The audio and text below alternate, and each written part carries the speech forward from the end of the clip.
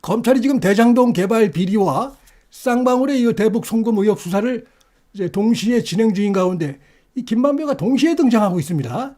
두 사건 관련 인물들의 여러 가지 얽히고 설킨 이런 모습이 드러나고 있습니다. 자, 그래서 한마디로 얘기해서 지난 민주당 대선 경선 때 이해찬의 지지 조직이 있죠. 민주당 내 그 지지 조직이 이재명 지지 모임으로 재편되도록 이렇게 힘을 쓴 것으로 이렇게 지금 알려지고 있다는 것입니다.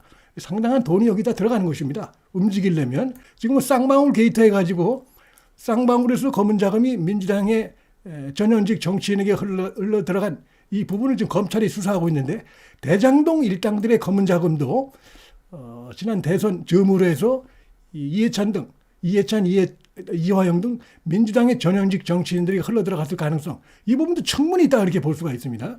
바로 그것을 보여주는 게 바로 이재명과 이해찬을 연결한 그 핵심적인 그 시발점이 김만배라는 것입니다. 김만배는 뭐 당연히 자신의 어떤 정치적인 목적에 의해서 했겠죠. 김만배는 일단 상당한 돈도 벌었지만은 정관계 로비 차원을 넘어서서 이재명이 예를 들어서 대권을 잡는다 이랬을 때 더 많은 이득을 챙길 수 있다 이런 계산을 했을 가능성이 있고 그래서 기왕에 시작된 거 이렇게 해서 이재명을 좀 더 민다는 차원에서 이화영을 통해서 이해찬을 연결시켜주고 이렇게 하면서 뒤에서 뒷돈을 냈을 가능성이 충분히 있다.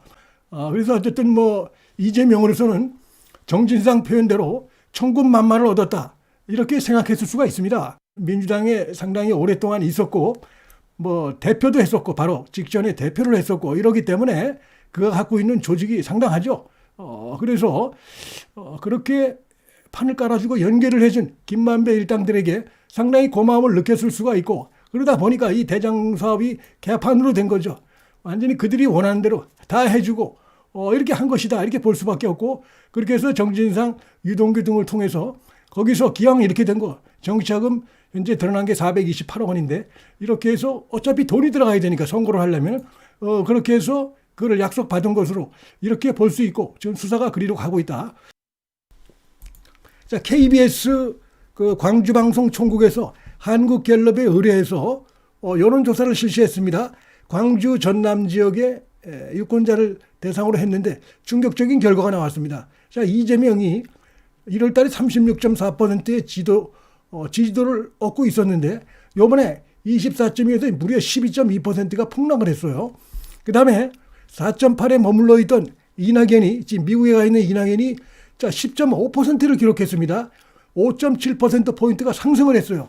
자, 이건 지금 이제 광주 전남하면 이제 광주 뭐 호남의 어떤 심장부인데 거기서부터 서서히 지금 이재명에 대해서 불안해하고 등을 돌리는 이런 것들이 나타나고 있다. 이렇게 볼 수 있기 때문에 이재명은 더 불안할 수밖에 없어요.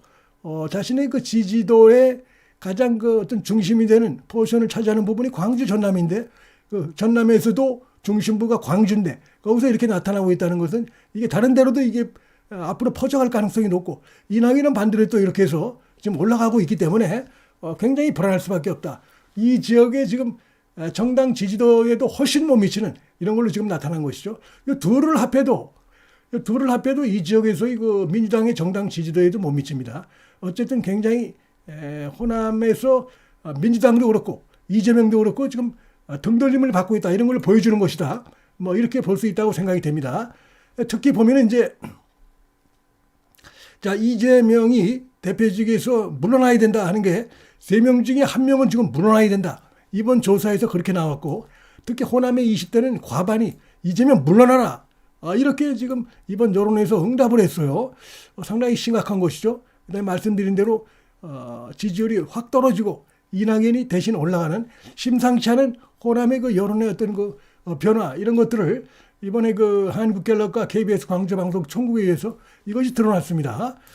뭐 전체적인 대표직 유지는 이렇게 나타났지만은 그러나 사퇴해야 된다도 3명 중에 1명으로 이렇게 나타났어요. 호남에서도. 그다음에 특히 이제 2030에서 보면은 사퇴 의견이 거의 뭐 48.5, 20대 이하가 그다음에 유지 31.4보다도 무려 17.1%나 높았어요. 30대도 보면은 대표적 유지는 49.8, 사퇴가 거의 41.9로 사퇴 의견이 어쨌든 40%를 돌파했다. 이것이 호남에서 상당히 지금 민심이 요동치고 변화하고 있다는 걸 보여주는 것이다. 자, 이렇게 말씀을 드릴 수 있을 것 같습니다. 요거 아주 핵심적인 얘기라고 생각됩니다. 법정에 나와서 한 얘기인데, 자, 지금 제 말씀드린 인물이 바로 이 방 부회장입니다. 지금 꼬박꼬박 법정에서도 검찰 진술에서도 그 이화영한테 형님 이렇게 얘기를 하면서 큰 소리로 당당하게 얘기를 하고 있어요. 나이는 이제 뭐 보니까 이화영보다는 여긴 좀 이렇게 약간 나이가 들어 보이지만 실제로는 이화영보다는 좀 많이 아래입니다.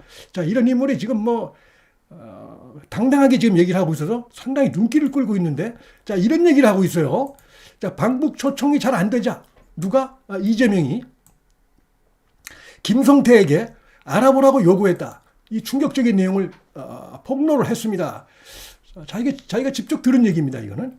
그러니까 결국 뭡니까? 돈이 오질 않으니까 방북이 안 되는 것이죠. 이재명이 방북을 해야 되겠는데 그러다 보니까 이렇게 해서 슬쩍 쌍방울에게 알아보라고 했다고 이렇게 표현은 결국 뭡니까? 쌍방울이 대신 돈 좀 내라 그 얘기입니다. 그러니까 요 대목은 결국 이재명이 자신의 방북을 위해서 쌍방울을 끌어들여가지고 내가 좀 방북 좀 하려고 하니까 돈 좀 보냈으면 좋겠다. 대북 송금을 했으면 좋겠다. 그리고 실제로 쌍방울이 이 북한과 관계자와 만나서 300만 달러를 보낸 이후에 거의 그 즈음에 이재명이 자신이 북한에 이런 식으로 자신을 초청해달라라는 경기도지사 직인이 찍힌 공문을 보낸 사실도 드러나 있습니다. 거의 비슷합니다. 그 전까지는 나름대로 해봤는데 아마 안 됐던 것 같습니다. 보니까 방북 초청이 잘 안 되고 가만히 생각해 보니까 돈이 가야 되거든요. 그 다음에 이제 한번 북한과 6개 협약을 맺었다가 스마트팜 사업에서도 약속을 어기고 돈을 안 보내고 이래서 그때도 쌍방울이 또 돈을 냈죠. 그런 저런 것들이 있다 보니까 방북 초청이 오질 않으니까 결국 이렇게 해서 이게 돈이 가야 되겠구나. 그런데 돈을 뭐 경기도의회에서 승인해 줄 리도 없고 결국 다시 또 쌍방울에게 이렇게 손을 내민 것입니다. 이게 매우 중요한 진술이라고 보낸다. 자, 보면은 자, 이 방용철 그룹 회장이 2019년에 이재명이 분명히 나옵니다. 자신의 방북 초청이 잘 안 되고 있으니 한번 알아보라고 얘기해 김성태 회장이 역할을 했다. 이렇게 법정에서 증언을 했어요. 그래서 그 뒤로 이런 거 이재명으로부터 요청을 받은 뒤로 김성태가 바로 그해 이제 북한 관계자 송명철 등을 만나갖고 이재명의 방북을 성사시키기 위해서 X를 논했고 500만 달러에서 200만 달러를 깎아가지고 300만 달러를 북한에 대납했고 그 다음에 이런 식으로 이재명이 자신의 그 직인이 찍힌 이런 걸로 해서 공문을 보내는 이런 일이 있었습니다. 방북이 성사되지 못했죠. 왜냐하면 굉장히 그 남북 관계가 악화가 됐죠. 그러니까 돈만 날린 겁니다. 이 쌍방울 쪽으로선. 그런데 모든 걸 다 쌍방울이 책임져라 이러면서 자신들은 모른다 이러니까 엄청나게 열 받을 수밖에 없죠. 그래서 지금 모든 걸 다 지금 불고 있는 겁니다. 자신들이 그 혐의를 받지 않으려고 하면은 북한에 돈 보낸 적이 없다. 이렇게 얘기하는 것이 어떻게 보면 상식적인 판단인데 우리 돈 보냈다. 불법적인 일을 저질렀다. 실정법을 어겼다. 이렇게 다 얘기를 하고 있어요. 그러면서 그 근본적인 배경, 이유 이런 걸 갖다가 다 지금 법정에서 그대로 지금 밝히고 있습니다. 자, 김성태가 2019년 7월에 이제 필리핀 마닐라에서 그 경기도와 북한과의 2차 국제대회가 열리죠. 2018년도에 제1차, 그 다음에 2차는 필리핀 마닐라에서 열렸는데 이때 그 하루 앞둔 24일 밤에 송명철, 북한의 그 대남통이죠. 송명철 실장을 부실장과 만나가지고 실장은 이제 김성애. 그래서 이 마닐라 콜레도 호텔에서 이게 보면 딱 이렇게 호텔 명까지 나옵니다. 그 다음에 24일 밤 이런 게 다 나와요. 그래서 이걸 확인하면 바로 나오는 겁니다. 거짓말을 하고 있는 것이 아니라는 것이 드러납니다. 그래서 방북을 요청했다. 왜 방북을 요청했겠습니까? 말씀드린 대로 자, 이재명이 내가 지금 방북 좀 해야 되겠는데 대선을 앞두고 퍼포먼스를 해야 되겠는데 잘 안 된다. 좀 김성태 회장이 좀 알아봐 달라. 이렇게 요청을 했다는 거 아닙니까? 뭐 이화영 통해서 했을 수도 있고. 자, 이 얘기는 결국 뭡니까? 돈을 좀 내달라 그 얘기인 것입니다. 그래서 매우 중요한 지금 진술을 아주 부드럽게 했지만 사실은 상당히 이 범법 혐의에 이재명이 집중 관련되어 있다는 것을 진술한 것이고 폭로한 것이다. 그래서 이렇게 해서 송금했고 그 뒤로 이재명이 공문을 보낸 사실이 드러났죠. 그래서 결정적인 이런 그 법적인 리스크가 있는 부분마다 쌍방울을 끌어들인 것이고, 그 전에 이미 앞서도 말씀드렸지만 이렇게 툭하니 대북 사업을 해보라면서 자료를 건넨 이 부분도 매우 의도성이 있다, 이렇게 볼 수 있다는 것입니다.